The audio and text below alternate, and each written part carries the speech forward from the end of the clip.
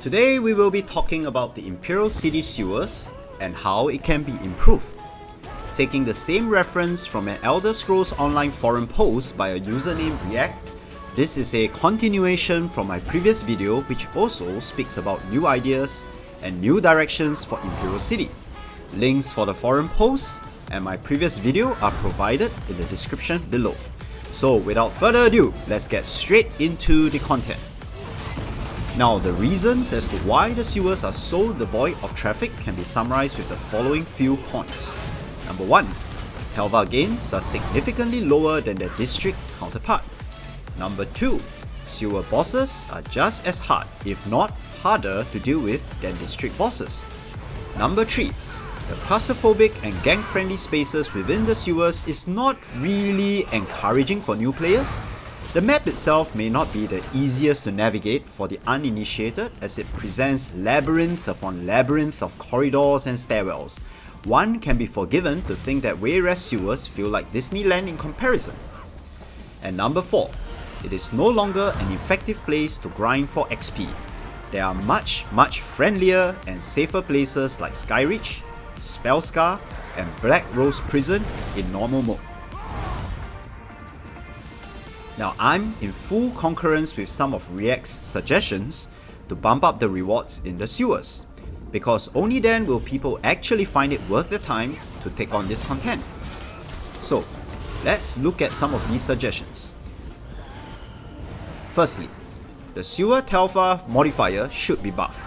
Farming Telva in the sewer should yield the same returns as the district areas with all 6 flags in your alliance color. Conversely, the average mob in the sewers should be tougher and more resilient. Secondly, the Trough and the Cunning Scams should yield more Telva and loot if killed. Telva reward should be in the 5-digit figure range, and some exclusive gear or some mythic leads should be part of the kill drop. Now thirdly, as mentioned earlier, sewer bosses need to drop more Telva than they currently do. Now, I don't think they need to yield 20k Telva as suggested by React, but the amount should be in no way less than what the district bosses yield with the alliance flag in your color. Fourthly, sewer XP should be increased to encourage more people to come here to farm. There can be different zones for monsters of different difficulty. The flip side to this, however, is that the PvP apex predators will have a field day with this crowd, and it will eventually become a dead zone again. Now, one solution is to define non-PvP zones within the sewers, specifically for XP farming. This will also confine the crowd to a certain space within the sewers, while the rest of the area retain its lonesome character. Now, I for one would not want Imperial City to become like another Spellscar.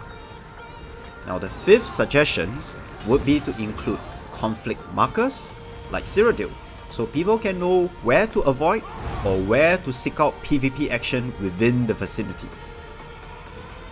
And finally, the last point is centered around the big boss, Molang Bal. This is the final boss of the zone. There should be more incentives to farm him repeatedly, including higher Telva returns or a 30-minute Telva ×4 multiplier.